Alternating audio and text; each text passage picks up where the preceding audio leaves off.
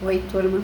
Do livro Curas Espirituais, à luz da doutrina espírita, Maria Fátima Ramos, Rafael Papa, Sérgio Cherce Júnior, Dr. Ludwig, a Gênese, capítulo 3, os milagres do Evangelho.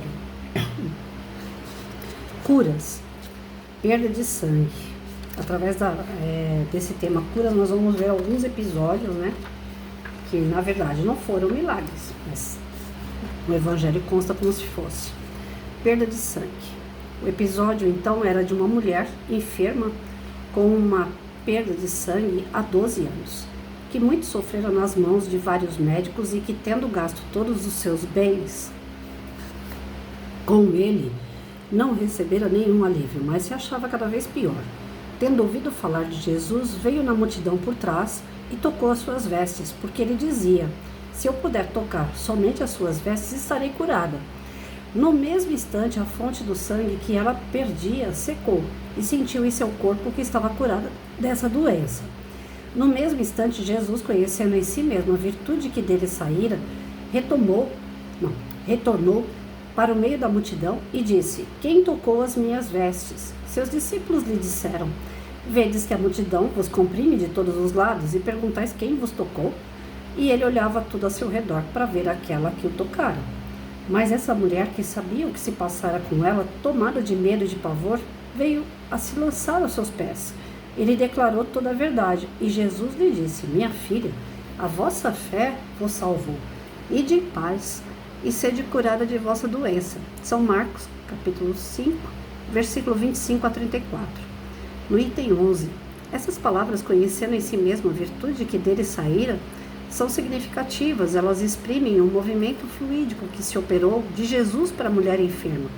Ambos sentiram a ação que acabaram de produzir. É notável que o efeito não foi provocado por nenhum ato da vontade de Jesus. Ele não fez nem magnetização e nem imposição das mãos. A irradiação fluídica natural e normal bastou sair para operar a cura. Mas por que essa irradiação se dirigiu para essa mulher antes que para outros, uma vez que Jesus não pensava nela e que estava cercado pela multidão? A razão disso é bem simples. O fluido, sendo dado como matéria terapêutica, deve atingir a desordem orgânica para reparar. Pode ser dirigido sobre o mal pela vontade do curador ou atraído pelo desejo ardente, a confiança, em uma palavra, a fé do enfermo. Com relação à corrente fluídica, o primeiro fato tem o efeito de uma bomba premente e o segundo de uma bomba aspirante. Algumas vezes a simultaneidade dos dois efeitos é necessária, outras vezes um só basta. Foi o segundo que ocorreu nessa circunstância. Jesus tinha, pois, razão em dizer: a vossa fé vos salvou. Compreende-se aqui que a fé não é a virtude mística, tal como certas pessoas a entendem, mas uma verdadeira força atrativa, ao passo que aquele que não a tem opõe à corrente fluídica uma força repulsiva, ou pelo menos uma força de inércia, que paralisa a ação. Segundo isto, compreende-se que dois enfermos atingidos pelo mesmo mal, estando em presença de um curador, um pode ser curado e o outro não. Está aí um dos princípios mais importantes da mediunidade curadora e que explica, por uma causa muito natural, certas anormalidades aparentes. Capítulo 14, número 31, 32 e 33. Então, aqui com essa história da mulher, que sangrava e foi pedir auxílio, ela acreditava que se ela tocasse só em Jesus, ela não precisava falar com ele, ela não precisava abraçar, ela não precisava expor a sua situação. Ela acreditava que se tocando nele, ela ia ser curada. Então, ela não foi buscar, ela não foi pedir nada. Ela foi na fé de que se tocasse, ela ia ser curada. E a fé dela realmente a curou. Assim como tem pessoas que, quando a gente conversa, termina uma conversa, você está abrindo boca, está cansado, aquela conversa te deixou exausto. Vocês acham que isso é o quê? São as pessoas que a gente fala que são os vampirinhos, Tem os encarnados e desencarnados assim. Eles se aproximam e vão tirando nossos fluidos, Por isso que Jesus falava: orai e vigiai. A gente tem que estar sempre em vigilância, né? Sempre voltados ao bem, sempre voltados com o nosso padrão vibratório no alto, fazendo leituras edificantes, ouvindo músicas boas, falando sobre coisas boas, para manter um padrão vibratório bom, vigilante. E quando vem uns hard da vida conversar com a gente, eles não levam o nosso fluido e a gente fica cansado aqui, esgotado, porque levou nossa energia, né? E assim como tem pessoas que sugam a nossa energia, tem aquelas que dão a energia, né? Tem pessoas que a gente senta para conversar e a gente fala, nossa, foi tão bom conversar com você, eu tô me sentindo tão mais alegre, tão mais feliz, tô me sentindo até revigorada, né? É os fluidos, as pessoas emanam fluidos. Jesus emanava, não tem nada de milagre aí, é algo natural, ainda mais sendo um espírito superior, então o que não falta para Jesus é fluido bom. E aquela mulher, a fé.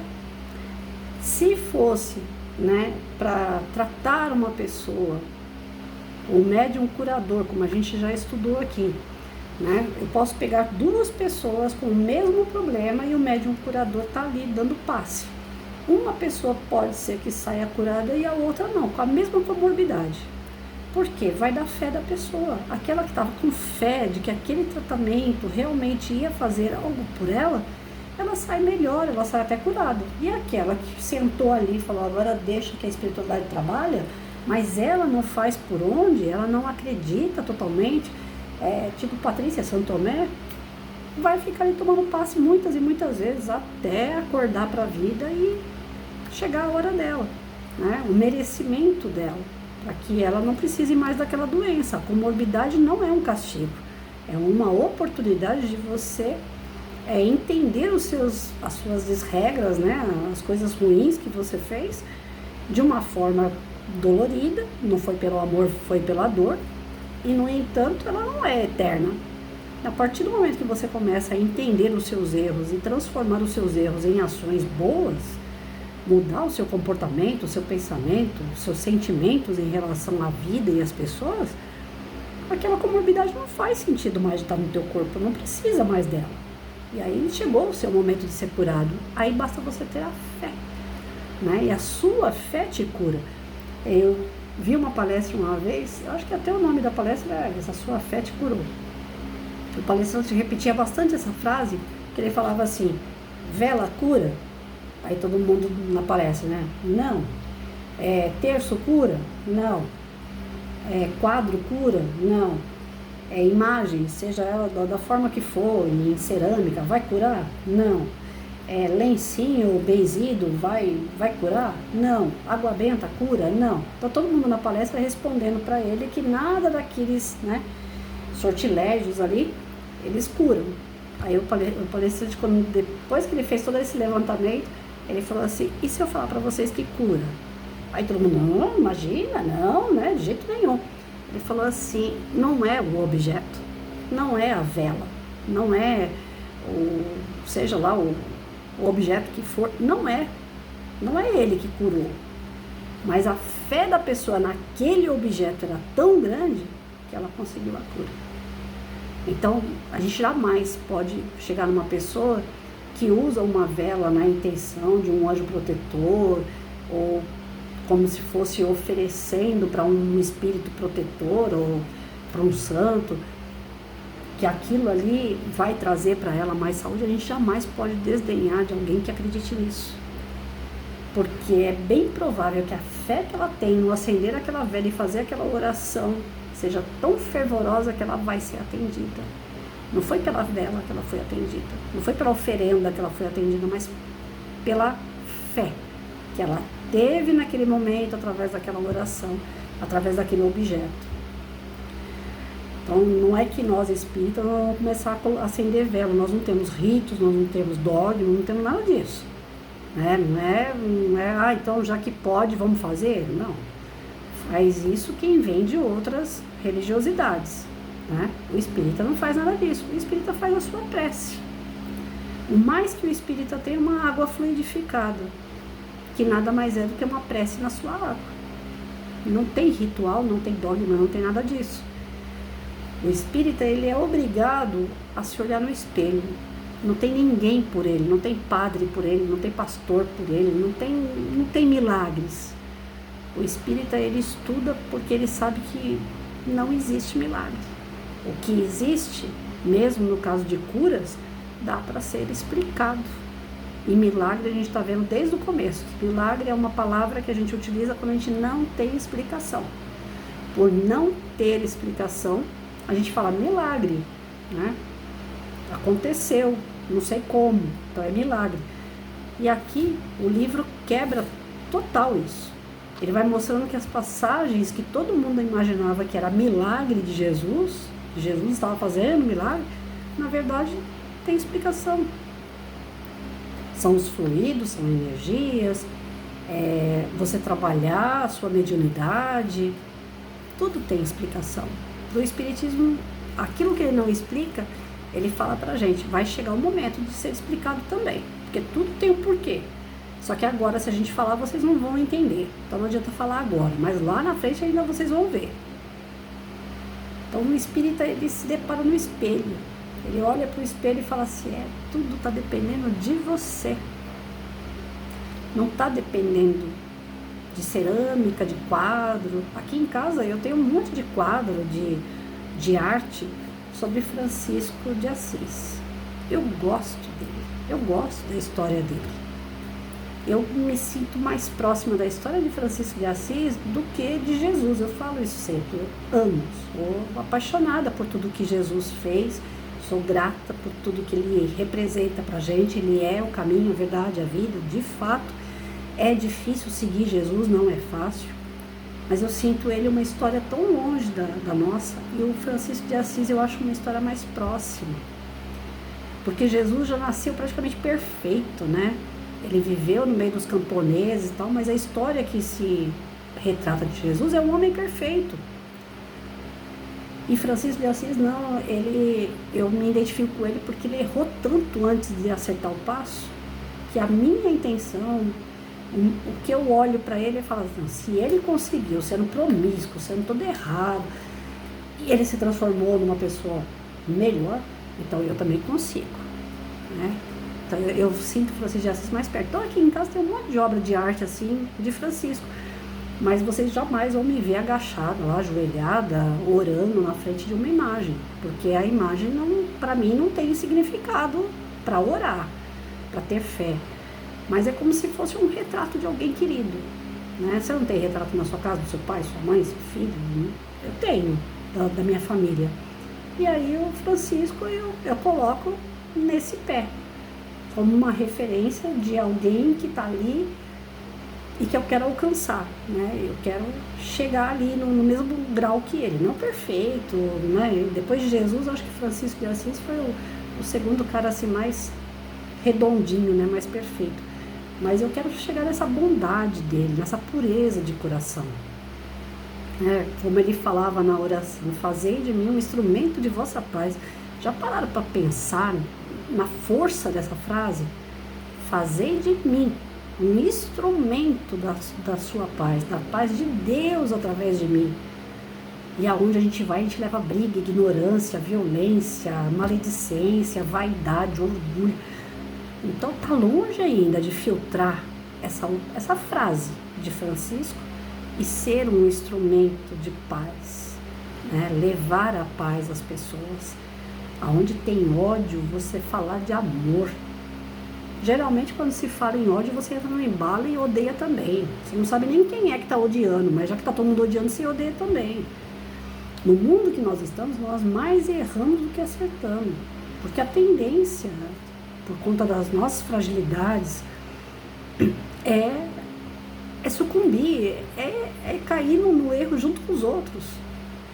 É teste em cima de teste, para que a gente prove o amor que nós temos a Deus, que a gente prove que nós estamos querendo seguir Jesus, que nós queremos nos melhorar como outros seres, assim como Francisco também se melhorou. Mas é a nossa fé que a gente vai ter que trabalhar em primeiro lugar. Se eu não tiver fé em Deus, se eu não tiver fé em Jesus, se eu não tiver fé na transformação de seres, de espíritos que vão se tornando cada vez mais elevados, é aquilo, nasci, cresci, vou morrer. Qual é a fé que vem depois disso? Se eu não tiver a fé que a vida continua, graças à doutrina espírita, nós temos esse bálsamo de saber que a vida continua, que as pessoas que você ama, você vai continuar junto com elas. Uns entram e saem da sua vida, mas em algum momento vai estar lá, vai estar junto outra vez. Isso não é um bálsamo? E se você criou inimigos, você vai estar com eles também. Não é um bálsamo. Então, que a gente seja instrumento da paz. Esse momento de cura dessa mulher tem um livro do José Carlos de Luca que fala Alguém Me Tocou. Ele fala bastante passagens de Jesus e ele conta uma história, né, dessa mulher que chegou com sangue, estancou o sangue porque ela tocou Jesus. Nesse livro Alguém Me Tocou tem várias situações assim de milagres que não são milagres, que é a fé da pessoa curando ela. José Carlos de Luca, ele fez esse livro assim pra gente saborear, sabe? É aquele livro de cabeceira, que vira e mexe, você tem que dar uma olhadinha nas histórias novamente, porque faz bem pro coração. Aquele livro, ele me fez exercitar bastante essa questão da fé. Ainda tô longe, ainda sou Santo Tomé, mas me fez exercitar bastante. Alguém Me Tocou, José Carlos de Luca. Aquele livro é muito bom. Ele balsamiza a gente. Porque balsamiza ou então deixa a gente mais preocupado, dependendo da pessoa, né? Porque tem aquelas pessoas que querem que tudo se resolva de cima para baixo. Que o céu ajude ela, mas ela não se ajuda em nada. Então, se ela não se ajuda, vai ser difícil o céu ajudar, né?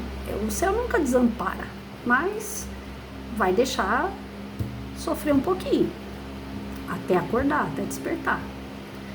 Então, essa questão da mulher tocar, isso não dá uma esperança tão grande pra gente?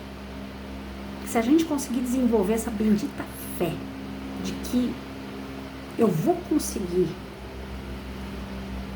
não é que a gente consegue mesmo? Eu preciso exercitar isso aí. E você? Você que está me ouvindo? Precisa exercitar? Precisa acreditar mais? Tem alguma coisa na sua vida que precisa de transformação e só está dependendo de você ter fé? Não vai ter milagre, mas se tem fé, tem jeito.